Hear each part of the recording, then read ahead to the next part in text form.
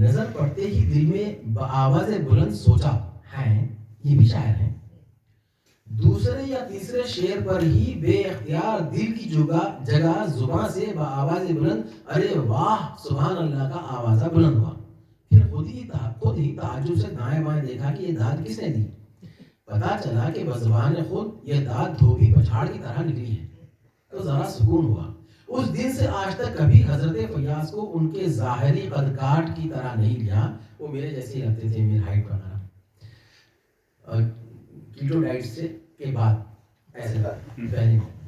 تو حضرت فیاض کو ان کے ظاہری قد کاٹ کی طرح نہیں لیا، بلکہ n to the power of 100 کے مساوی کم از کم محسوس کیا ہے. جب تھوڑا سا قرب بڑھا تو لگا حضرت خاصی پڑھے لکھے ہیں.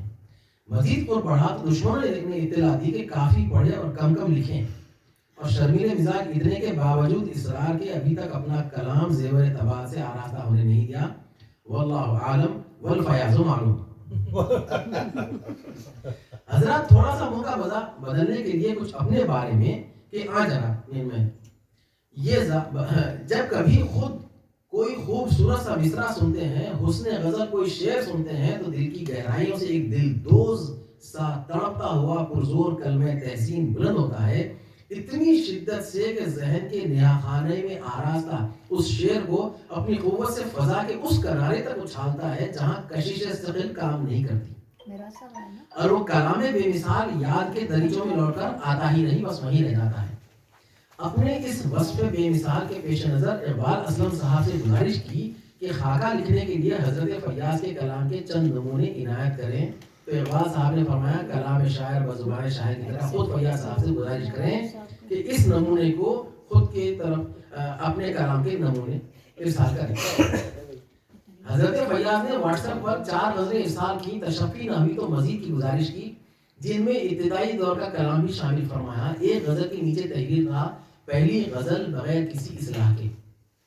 تو اسے مقرر بغور پڑھا تو معلوم ہوا کافی رفوع کا کام موجود ہے. سنجیدہ نہ ہو ازراہ تفنن کہا ہے. بنا پھرتا ہے جو فیاض شاعر خود اپنی جگ ہسائی کر رہا ہے. زمانے قدیم سے ازمنہ وسطی تک فنون لطیفہ میں 5 فن گردانے جاتے تھے. ڈاروین کے ڈراؤنے خواب اور فرائیڈ کے فکر و خیال کے KFC کے بعد کہ جس میں انسانی نفسیات کی کشش ثقل کے نقطۂ واحد بلا شریک کے بعد فنون لطیفہ میں 7 فن گردانے جانے لگے، جیسے مصوری، ادب، موسیقی، مجسمہ سازی اور رقص. اب مزید فن تعمیر اور سینما بھی شامل ہیں. سیمی گوئیوں سے بچیں، اس پر مزید تحقیق جاری ہے. فنکار ازلی خالق کائنات نے بھی جب حضرت آدم کو اپنا آئینہ قرار دیا جو ایک طرح سے اس کے وجود کا اظہار یعنی عکس تھا، جزوی ہی صحیح، اس سے قبل لوح و قلم، ملائک، جن اور ارض و سما کی تشکیل سے وہ آسودہ نہ ہوا تھا.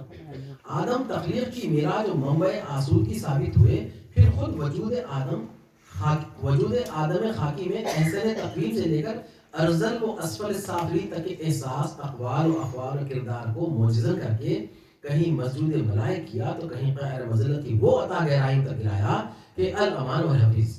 تو فنکار چاہے شاعر ہو کے مصور، موسیقار ہو کے مجسمہ ساز و رقاص، کائنات کے اچھوتے اور انکہے و غیر معلوم کو اپنے اظہار کا ذریعہ بناتا ہے. پہلے خود کی تلاش و یافت کی اذیت سے گزرتا ہے، پھر اظہار و ارشاد کے بعد داد کا طالب ہوتا ہے جس سے اس کو وہ آسودگی نصیب ہوتی ہے جس کا ہر نفس طالب ہے. ارے توبہ، یہ کہاں کو گئے؟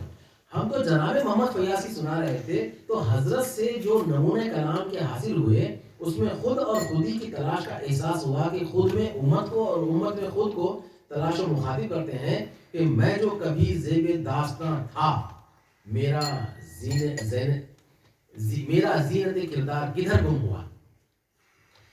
میرا کردار جب کمزور ہوگا نکالے گا مجھے وہ داستان سے. پھر ایک اور شعر کا، کبھی سوچا ہے فیاض تم نے مدد آتی نہیں کیوں آسماں سے.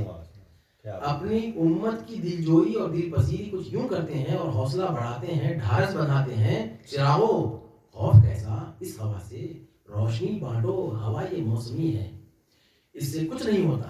خادمان ملت کی یوں تربیت کرتے ہیں کہ کوئی چلا ہے یہاں سے سوارنے دنیا، اسے پتا ہی نہیں کہ ہے سلا پتھر. جیسے کسی نے کہا تھا زندگی میں ڈنڈے मर गए भाई झंडे। और फ़ौल में तज़ाद व वजूद ज़ाहिर आरज़ू हासिल या आरज़ू मुश्किल का बोध ही निफाक की असल है। इस बार मेरे कहने पर निफाक और मुनाफिकत को मारूफ मानों में नहीं बल्कि मुस्बत मानों और मतलूब जज्बों के तौर पर लें। हजरत फैयाज के ज़ाहिर से तो नरम कोई और वज़ादारी आश्कार है, लेकिन जो मख्फी है वो जबरन अपने मतलूब व महबूब शय को हासिल करने का जज्बा है, जिससे शख्सियत के तशन्नुज व तशद्दुद का इज़हार होता है। सोचने लगा कि फरिश्तों से चूक हुई हजरत मिजाजन चंबल की घाटी से मुताल्लिक़ हैं, जो दरभंगा सिरिफ हो गए, जाए पैदाइश और आजमाइश। अपने गैर मरई हाथों में दो नाली थामे अपने साथियों से कहते हैं, उठो आओ चलो खुद बढ़कर लें हक, नहीं मिलता है कुछ आहो फुआ से। फनकार आफाकी उस वक्त होता है जब फनकार या शायर एक ख्याल के तहत बात करे, लोग उसे तरह तरह के मतालिब अख्ज़ करें। एक शेर ने बल्कि एक मिसरे ने हजरत फैयाज को आफाकियत यूं अता की, कहीं तो आदमी में आदमी मिला होता, ये आपका मसला, जहां भी जाइए मिलते हैं बेमज़ा पत्थर। यहाँ शायर इम्कानी तौर पर आदमी में आदमियत की तलाश कर रहा है, ताज्जुब कर रहा है कि आदमी में आदमियत उनका है, उनका हो रही है या हो गई है, उसकी फिर से तलाश व याफ्त हो। लेकिन जिस तरह दिल्ली के शाहीन बाग एहतजाज में फैज़ की गज़ल हम देखेंगे, लाजिम है कि हम भी देखेंगे, ज़बान ज़द खास व आम हुई, उसी तरह जब सुप्रीम कोर्ट, इंडिया के सुप्रीम कोर्ट ने LGBT के हक में फैसला सुनाया तो हुजूम लहक लहक कर और लिपट लिपट कर फैयाज साहब का मिसरा कहीं तो आदमी में आदमी मिला होता गा रहा था। शायर आदमी पर जोर देकर पढ़ रहा था और LGBT हुजूम मिला होता पर जोर देकर गा रहा था। इस तरह एक आफाकी शायर की याफ्त।